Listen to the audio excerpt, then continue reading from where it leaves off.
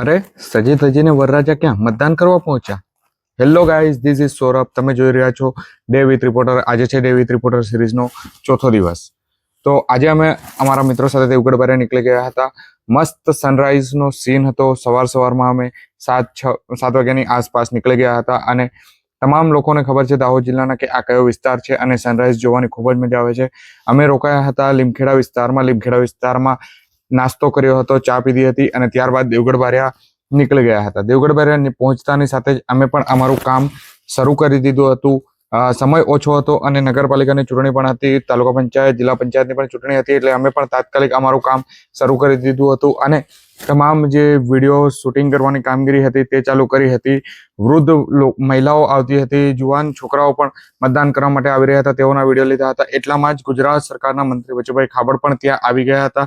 તેઓ પણ ખૂબ ઉત્સાહિત લાગી રહ્યા હતા. તેઓનું પણ વિડીયો શૂટિંગ કર્યું હતું. મંત્રીશ્રી જ્યારે પણ મતદાન કેન્દ્ર પર પહોંચે છે ત્યારે તેઓની એક રીત હોય છે, ફૂલ, ચોખા અને અગરબત્તી તે બૂથને વધારી લેતા હોય છે, ત્યારબાદ જ મતદાન કરવા માટે જતા હોય છે. સમગ્ર પ્રક્રિયા પતી ગયા બાદ મંત્રી જેઓ કે મતદાન કરવા માટે પહોંચ્યા હતા અને ત્યારબાદ તેઓ મતદાન કરીને બહાર આવ્યા એટલે તેઓનો અમે ઇન્ટરવ્યુ લીધો હતો. ઇન્ટરવ્યુ સમય દરમિયાન તેઓને પૂછ્યું હતું કેટલો જીતનો વિશ્વાસ છે. તે પ્રકારની વાતચીત કર્યા બાદ અમે પણ દેવગઢ બારિયા નગરપાલિકાની ચૂંટણી કવરેજ કરવા માટે આગળ નીકળી ગયા હતા. ત્યારે અમે દેવગઢ બારિયા પહોંચતાની સાથે જ જે મહિલા મતદારો છે તેઓમાં ખૂબ ઉત્સાહ પણ જોવા મળી રહ્યો હતો. ખૂબ મોટા પ્રમાણમાં દેવગઢ બારિયામાં મહિલાઓ જેઓ કે મતદાન કરવા માટે પહોંચ્યા હતા. અમે પણ તેઓના વિડીયો લીધા હતા અને ખૂબ સારી વાતચીત કરી હતી તેઓ સાથે પણ. અને આ સાથે જ અમને અમારા સાથી મિત્ર મયુરભાઈ રાઠોડ અને તેમની સાથે નિતેશભાઈ તેમજ ત્યાં દેવગઢ બારિયાના સ્થાનિક પત્રકાર ઇરફાનભાઈ અને પથિકભાઈ જેઓ અમને ત્યાં મળ્યા હતા, તેઓએ અમને ખૂબ સારો સાથ સહકાર આપ્યો હતો. અમે પણ મતદારો સાથે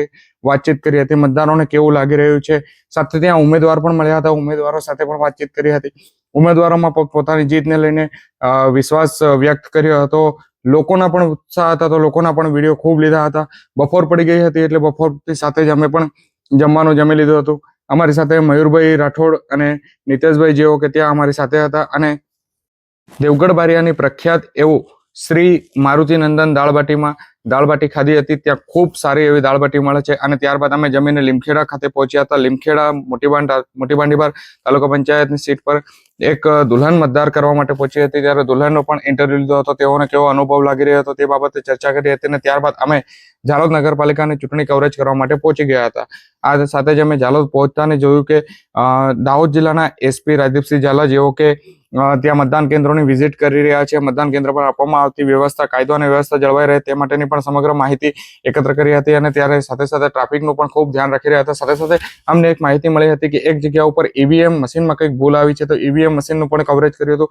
આ સાથે જ જે વરરાજા પણ ત્યાં મતદાન કરવા માટે પહોંચ્યા હતા, તેઓના જે લગ્ન હતા, ત્યારબાદ પણ તેઓ મતદાન કરવા માટે પહોંચ્યા. તેઓને કેવો અનુભવ લાગ્યો એ જ તેઓ પાસેથી પ્રતિક્રિયા લીધી અને ત્યારબાદ અમે તમામ મિત્રો જેઓ કે એક જગ્યા પર મીટિંગ કરી હતી, ખૂબ મસ્તી મજાક કર્યો હતો. અમારી સાથે જીએસટીવીના પત્રકાર ભૂપેન્દ્ર ચૌધરી, નીલભાઈ, ધ્રુવભાઈ, હેમલભાઈ, તમામ જે અમારા મિત્ર હતા, તમામ સાથી મિત્રો, મનીષભાઈ હોય કે તમામ જે મિત્રો, અમે સાથે મળી અને થોડો ટાઈમ સ્પેન્ડ કર્યો હતો અને ત્યારબાદ અમે અમારા ઘર તરફ નીકળી પડ્યા હતા. તો ડે વિથ રિપોર્ટરની સિરીઝનો આ પાર્ટ તમને કેવો લાગ્યો તે મને કમેન્ટ બોક્સમાં જણાવજો અને સાથે સાથે અમારી ચેનલને સબસ્ક્રાઇબ કરજો.